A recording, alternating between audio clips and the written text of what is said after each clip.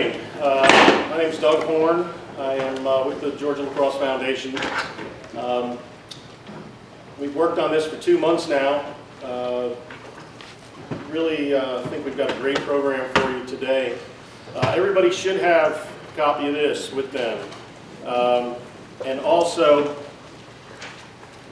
one of Coach Rigger's diagram sheets. Will that be up here too? No. Okay. I may put some stuff on the whiteboard. Okay. Everybody else, so you have both of these. The bios of the group that are presenting today are in here, so I won't go ahead and repeat that. You can read about our presenters, and again, we think we've got an incredible group that's going to talk to you today and educate you. Several things I'd like you to know about the foundation. First of all, the Georgia Lacrosse Foundation is coming up on its 25th year. And if you're not a member, about a third of you are not, even one of our presenters is not, we would appreciate you joining the foundation. The money that we get from US Lacrosse is a budgeted allotment. Back in the old days, they used to give you $3 per member. Right now, we're at 13,000 members. We're in the top 10 in the nation as far as chapters. But we do a lot of things that you don't see, and that's really what I wanted to quickly mention to you. You know, last weekend at Beaufort High School, was anybody there at Beaufort High School? Okay, 150 coaches were certified level 1 or level 2. There's also a CEP, it's Coaches Education Program. There's another certification that's going to happen at Lassiter? Okay, Lassiter at the end of the month. Go to the website, georgialacrossefoundation.com, and you can sign up and register right there. There is a cost for that. US Lacrosse flies people in to do these programs. We have got a core group of people that have been doing a lot of things for a lot of years, and we need more volunteers. I know everybody's tied in with their youth league or their high school, but you know, a couple hours a month would really be appreciated. Right now they've got me doing the website. I'm as technical as this table right here. I'm able to get stuff up and whatnot, but it would really be great if anybody here has some technical skills. I'm trying to learn this computer website program as I'm going. So we do have a lot of information on the chapter website. I think at this point, I just would encourage you to become a member if you're not. On your badge, in your registration, it said check 1, and it said boys 8:30 a.m., boys 8:30 a.m. and lunch. So your badge has either a B or a BL, and BL is you signed up for lunch. And we've got Chick-fil-A coming at about 11:30, 12 o'clock. Presentations are going to go till 12:45, because during the lunch period from 12 to 12:45, Landon Hunsucker, who is the president of the Georgia Lacrosse Officials Association, is going to kind of go over rules, both youth and new GHSA rules that are going to be stressed this year.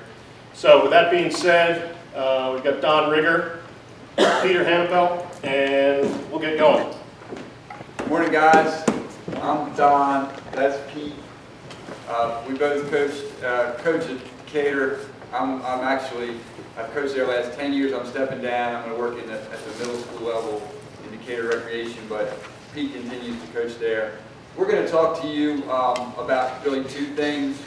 One is practice planning, and we'll talk about sort of the philosophy that we have about that, and then also we have some drills, and you have a handout, these things that you can take home. And I don't know about you guys, but I usually like, if I come away from one of these clinics, it's nice to have something tangible, you know, that maybe I could use. And so I've always found that the talks where they provide some drills are good. So we've done that. I don't know. My experience with these is usually we have a broad spectrum of coaches. We can do like, how many of you guys are coach at the youth level, and how many at the high school level? So that's kind of what I expected, and I think this will be good for you guys at the youth level, maybe the lower level high school. I mean, I see some guys out here that have been coaching a lot longer than I have, and they may not get a whole lot out of this, but I appreciate them being here anyway. So, one thing to think about, at Decatur, we've had some successful teams, but we've never cut anybody off the varsity team, and we have always, every season, had a guy or more that never played before. So, when we plan in practice, it's not like Johns Hopkins plan in practice. I mean, we're planning in practice for sort of that, trying to hit everybody, including the beginner player. So you'll see some of that in the presentation. So first of all, why do we practice? And as coaches, what are our objectives? And I think most of us would agree. We're out there, practice is so that we get our act together, so that when game day comes, that we're gonna play well, we're gonna play together, we're gonna play smart, and all of that, right? Why do you think your players are? What do you think your players are looking to get out of practice? And really, it goes back to why are your players playing? And if you read about it, there's surveys and people talk to people. I mean, for the most part, most kids are playing sports because it's fun and it's an opportunity to be with their friends.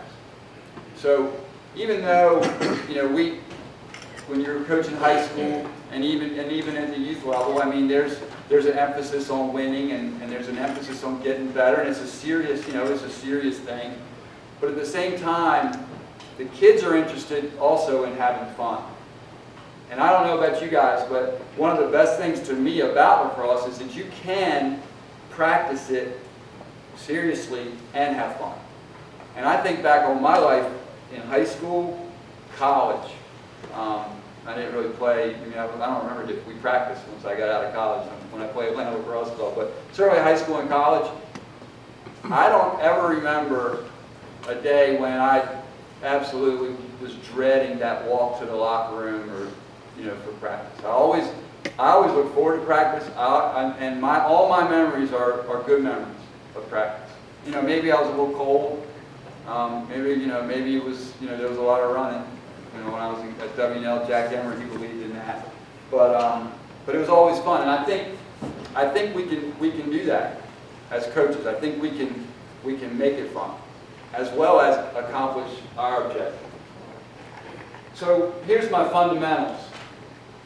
First of all, have a plan. And you think, well, of course you're going to have a plan. But when I started, I didn't have a plan. I started coaching youth, in Decatur in 2002. I had not ever coached anything before, and I would just kind of show up out there, and I had an idea in my head of what we were going to do, and I didn't have a watch, and we'd go overtime, and my wife would get me in later, and she'd say, look, she said, no, I can tell, she said, from the mom's perspective, there's only one thing that's important, and that's that you end on time. So I was like, okay, we're going to end on time. So I'll show you what one of our plans looks like here in a minute. But have an objective for each practice. And that's, I think a lot of times as coaches we get in a big hurry. We want to get everything in. We want to get in our settled offense, our settled defense, and our transition stuff, and face-offs, and man up and man down. And so we rush, early in the season. We rush to get all that stuff in there. And when you do that, the kids don't get it. And so you get to the middle of the season, and you're watching your team play a game, and you go, oh my God, we didn't get this, that, and the other thing. And now you're going back to do those things. So when you plan your practices, plan to try to accomplish something that day, and to go, to do enough on it that you'll actually get it, that concept taught. Okay, attention span. This is the big one. You go to a practice and they'll be doing something. 6-on-6 is kind of the thing that you see the most often. And it'll go on for 40, 45 minutes. And my experience is that it's not good. The kids check out on stuff like that, and you lose them at some point. So our thing was, we do things anywhere from 5 minutes, and it's hard to do much less than that time you get something set up. 10 minutes, 15 minutes, is kind of long, and then occasionally we'll do something if it's a scrimmage or something that'll go longer than 15. But we try to keep it short, so you're changing to something else, and that just re-engages their mind. They stop going through the motions because now we're doing something else. And as soon as they start to go through the motions again, you've moved on to something else. And then with younger kids, I mean, it's even worse, right? Because so you have to spice it up even more with change. Competition is always good. This is not my thing. This is something that you learn. You read on the internet. Coach Mike Musil puts up a lot of stuff on his, and I'm sure he'll talk about his website, but coaches at the college level, good high school coaches, always trying to incorporate competition into as much as you can into everything you do. You can't put it into everything, but just to give you an example, even if you're doing a stick work drill, like a star passing thing, just count, have the kids count how many they can do in a row without dropping the ball. Unbelievable how much more focused they'll be if they're trying to beat their record from 3 days ago. As opposed to, if you don't do that, and everybody's just kind of like, they're talking to the guy next to them in the line, and the ball gets thrown, they're not even looking. That's what you get, right, if you don't. So anything where you can compete, like count things, like, the defense gets a point for a clear, offense gets a point for a goal, whatever, those things work. And the last thing, practice fast and play fast. So what that means is that everything happens fast. As soon as we transition from one thing to the other, it's called out, and everybody needs to get to where the hell they're going, and not, shuffling along, but getting there. And so we get there, we get set up fast. The drills are designed to be fast moving and a lot of, quick decisions and quick movements, and that will translate on the field to, your team playing faster. So this is just a quick example of what a typical practice looked like at Decatur. The first thing you'll notice, that's PM. Start at 7:10 p.m. like, a day or two a week, because we have this crazy situation where we have one field and soccer teams and girls lacrosse teams and all. But anyway, we go 45 minutes, an hour and 45 minutes. I would say that 2 hours is probably as long as anybody should ever practice lacrosse, or probably anything else for that matter. We find an hour and 45, we can get through what we want to get through. My goal is that hour and 45 minutes goes by like 15. As coaches and players, you're like, it's over, and you're like, wow, what happened? That's what you want. As opposed to, oh my God, people look at their watch. Coach, what time is it?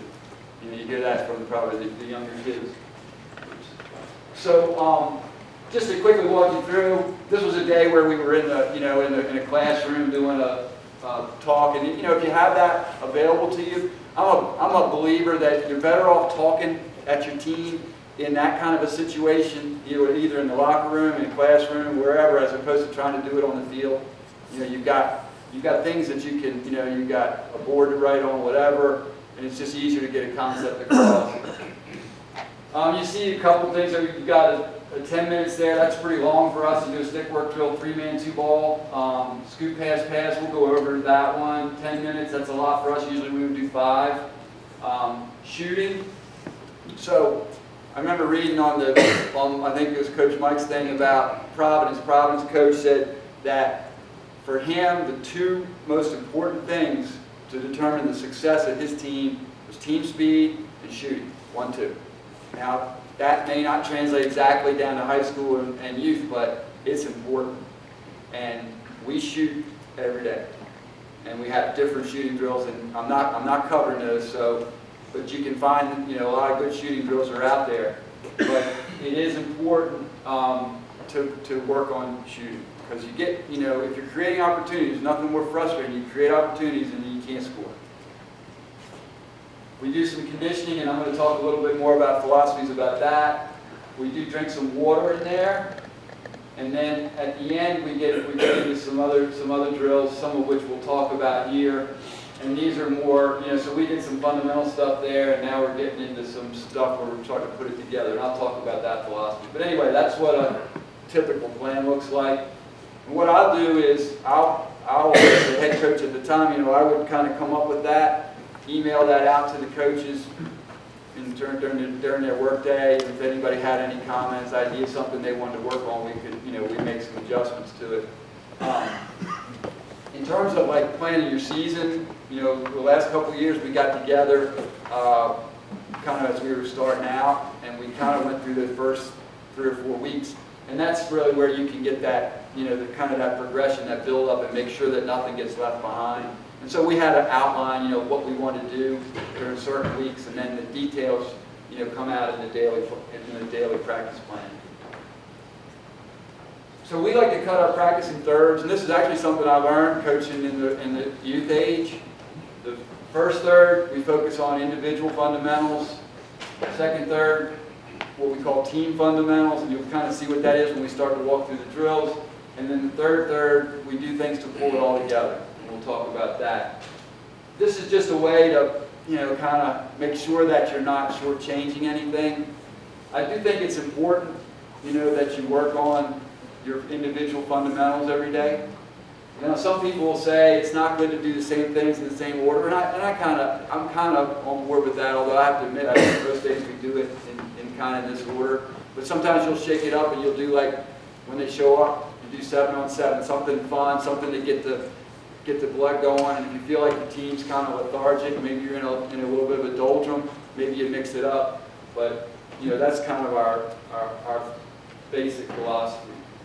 So for the first third, so here we're doing individual fundamental stuff. So it's scooping, it's passing, catching, it's defense, defensive fundamental positioning and stuff like that, footwork. So I've listed 6 drills up here. Turn to your handout. The first one, the Irish challenge, is out of order here. It's actually, I think, on maybe the last page, yeah. So what I've got here for you is I've got an objective, a description, and then just some notes about, what it is that you want to do. Does everybody have the handout? They're up here on this table. So the Irish channel, it works awesome if you're on a football field, because you got the lines, and you can run the thing across the field between yard markers. So say between the 15 and the 20, and you have as many lines. You probably don't want more than about 6 kids in a line. And so what you're going to have is you're going to have 2 kids, no ball, and the kid's just going to zigzag. The offensive player's going to zigzag between those lines, and that defensive player is engaging him and just kind of riding him, trying to turn him back. We're working on getting down, right? Getting our hips down, getting our hands on the guy's hips, and drive. What we call driving with our feet and steering with our hands. So we don't want to see a whole lot of extension. You keep it close, get your head right in against the guy, and they just go down probably from the sideline of the football field to maybe about the middle. They come back to the back of the line, the next set of guys go. 5 minutes max for the Irish channel, but it's a good one. The way we do these drills, a lot of times we'll do stations, so we'll have 4 corners of the field, and the kids are going to rotate and the coaches stay put in the one place. So we might have Irish channel 1-1, the general, so on and so forth. But that's a way.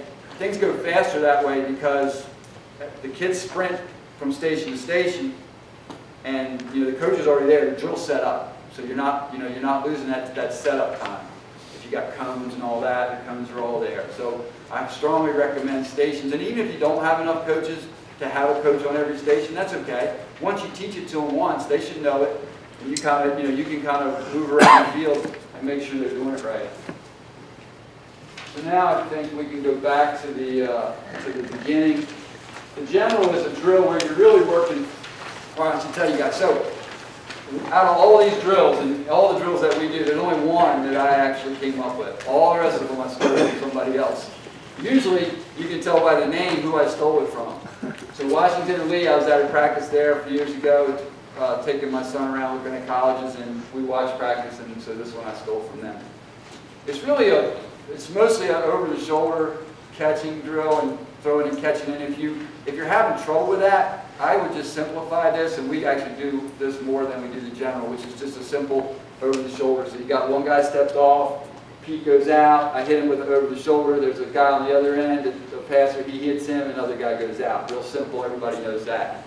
The general was a little bit more complicated. We got 2 lines either side, and usually it's, it should be a goalie, assuming your goalie can throw a decent pass.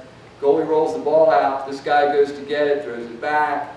This guy's going down the field, over the shoulder, this guy catches up with him, get it back over there. So you got a couple different passes, you got people running up the field, you got a little scooping.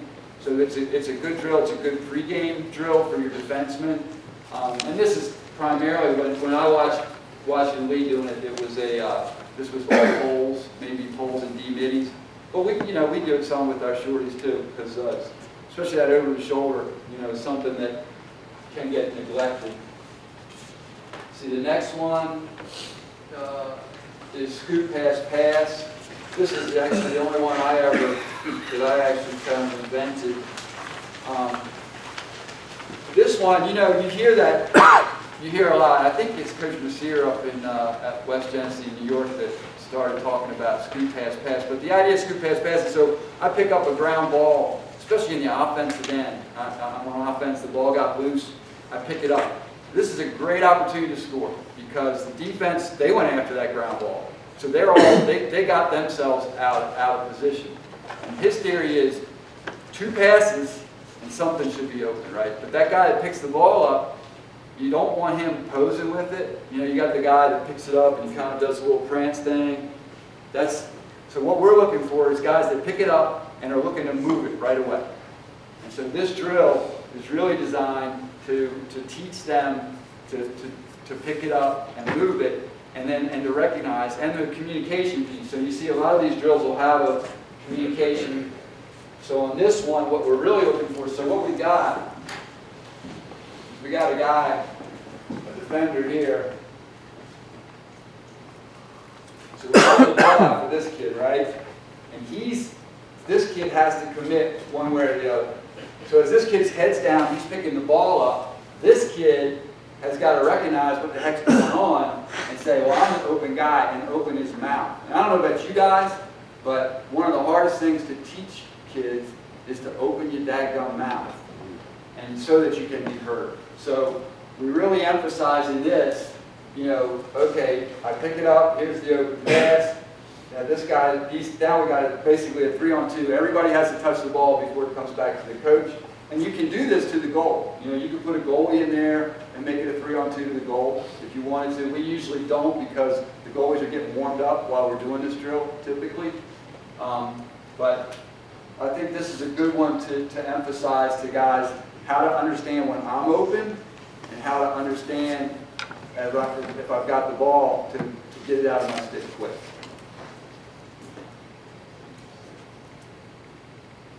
Gotta make sure I don't knock this thing over. That's my real job. All right, next up we got one-on-one scooping. I don't need to go over that one. I just have it in here because I think it's a good one. We do a lot of 2-on-1 scooping, but there's a lot of 1-on-1 battles. 2-on-1 scooping, I think most people are familiar with that drill. And this one, you mostly want to, I don't know if you've ever coached a kid who played hockey. Hockey kids get this, hockey players get this better than lacrosse players, but if there's 2 guys going for the ball or the puck, the guy that gets into the other guy first is the guy who usually gets the ball or the puck. In other words, use your body. So we're really emphasizing here, and I'm not talking about knocking the guy down, I'm simply talking about use your body to shield him, to establish position so that you can pick the ball up. So that's what you want to emphasize on that one. And then we got bulldog scooping. This is just one. You've probably seen it. You got a stick. Our sticks will be crossed like that. The ball's underneath of it. And you're really just teaching kids to explode through the ball because, you scoop all the time and, there's nobody around and it's kind of easy and you get the ball and everything's great. And then you get a game, well, it's never easy. There's always somebody around and, so this drill teaches them to really explode through there. And you want to, what we teach is scoot through it, come up with it, sprint to daylight, at least 5 yards. So get clear of all that mess. And then we want their head up, the ball's coming back to these guys, and then there's a rotation, and that's covered in there. But that's to emphasize that scooping in traffic. Star passing is up here.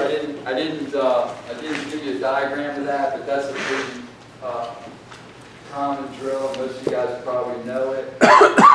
But it's a great drill for getting a lot of touches in short order. So if you're not familiar with it, just sketch it down. But the ball's going to go something like this.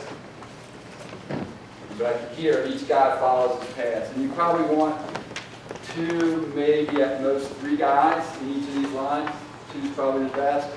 And so that nobody's standing very long, waiting on the ball. And this is a good one where you can, you can count how many times you can do it without dropping the ball. And if your guys are proficient, you'll have them catch here, switch to their left, throw the ball back up.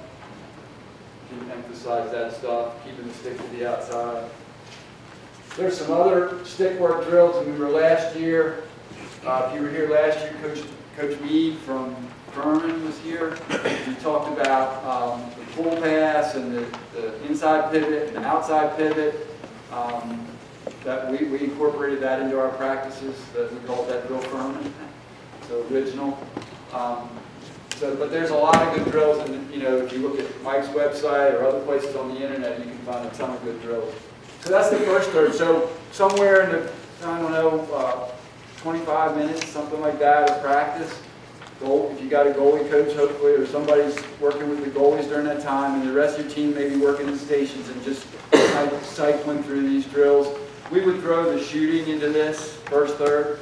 So our first third usually wraps up with shooting by the shorties, and the defense is doing some kind of generally either stick work, footwork, maybe doing some where they're actually kind of dummy dodging against each other, work on their footwork and things. Okay, so second, third, now we're talking about, now there's more guys in this drill, really. It's still very much of a drill format. It's not, we are simulating a piece of the game, but we're not putting the whole thing together. We're not like playing lacrosse, okay? We're doing something that is a part of the game, and we're trying to focus on that thing. Survivors, the first one here. Survivors, pretty simple. You got 5 offensive players around the perimeter, and you got 1 or 2, either 1 offense, 1 defense, or 2 offense, 2 defense inside. And those guys are working. The offensive guys are working to get open. The guys around the perimeter are passing the ball around and feeding it in. So you're working here on the communication. It's really good for your goalie. The goalie's calling out the location of the ball. And then he's yelling check when the ball's fed inside, and you got to get your goalies doing that. It's really good practice for your defensive players, and especially if you struggle, if you're giving up a lot of goals by with feeds to the crease. This is a great drill to put in, and you can sort of fix that. And that was how we got it. We were struggling with that. My older son was in college, and I called him up. I said, he was a defenseman. I said, what are you guys doing? And he said, well, we do survival. I'm like, okay, what is it? Next thing you know, next day it's in our practice plan. And we probably do Survivor, I don't know, once or twice a week. We try to, and we do it throughout the season. Next up, we got 55 big turn. I really like this one too. It incorporates some fundamentals that we have for offense and defense. For the offense, so we're working the ball around among 5 guys around the perimeter. You could set it up depending on the kind of offense you run. If you run a 3-out, you can set it up like that. If you run a 2-3-1, 1-3-2, however you do it, you can set it up like that. But what you're looking for with the offense is how fast can we get the ball around the perimeter, right? And do it right. So if we're doing the pull pass, that means you're catching from here and you're throwing straight across your body, simulating very little pressure. If we want an inside pivot, we're gonna catch it here, pull it here, throw it there. That simulates in between pressure. High pressure is outside pivot, catch it here, roll, protect, go to here. So offensively, we're doing that. We'll get the ball going, we'll reverse it. Coaches are calling that out, and the offensive coaches are looking at, our technique, right? That we're moving our feet, and we're talking, we're getting open. Defensively, we've got just a bucket, ball bucket or something that's sitting in front of the crease that simulates the crease guy, right? And then we've got guys guarding everybody on the perimeter. And so for the defense, what we're working on is in terms of communication. Well, what are you? You're either, in our vernacular, you're either ball, you're adjacent or AJ, or you're back. And so if you're on ball, you're on it. And in this drill, it's partially a conditioning drill for the D. So we're firing out and we're breaking down. We're on it. AJ, I'm like halfway between my guy and the bucket. And if I'm back on the backside, I'm all the way touching the bucket. And if you get this going fast, especially if your offense can get the ball going fast around the perimeter, your defense will get tired. And it's good to get tired. You want them tired in practice because they're going to get tired in games. And so, the one other thing you can do on this, your defense is communicating big time. Everybody's talking. Sometimes you want to have only one guy talk, so that you really know that everybody's actually talking when they're supposed to talk. So you'll just say, Lou, only Lou's talking here. So now we make sure that Lou knows what the heck he's supposed to say. And what I've learned is that some guys don't. And then if everybody's talking, it sounds like everybody's talking, like it's loud, and you don't know that there's a guy that is not saying anything because he doesn't really know what he's supposed to say. So that's a good one to cover a couple things. The next one, good guys, bad guys. This is just pretty simple. It's a 3-on-2. You got 5 lines. We usually set them up and give the goal here. There'll be a goalie in there. We'll set the lines up over here, and then we'll roll the ball out, and they fight for the ball. If the offense gets it, they try to score. The defense gets it, they try to clear it. And the kids love this drill. And I don't know why. My kids, they just love it. And we'll do that for 10 or 15 minutes. The downside of it, they love it so much, people get hurt doing it because it's physical. It's a ground ball. It's a 3-on-2 ground ball fight, right? That's going to be physical, and so things happen. But I think it's a great drill to get your team aggressive. And they're hungry, they want to win this thing. They're keeping track of the score. We usually get 1 point for a goal, 1 point for a clear, and it's, if the offense is clicking, they can win, but a lot of times the defense wins because the offense doesn't finish their easy opportunities. And then the last one of these is what we call 21 to 54. A lot of people do some variation on this. And this is also a really good pre-game drill. You can get a lot of touches for your offensive players, and you can and it gets your defensive play going as well. So you start out, you get the goalie in here,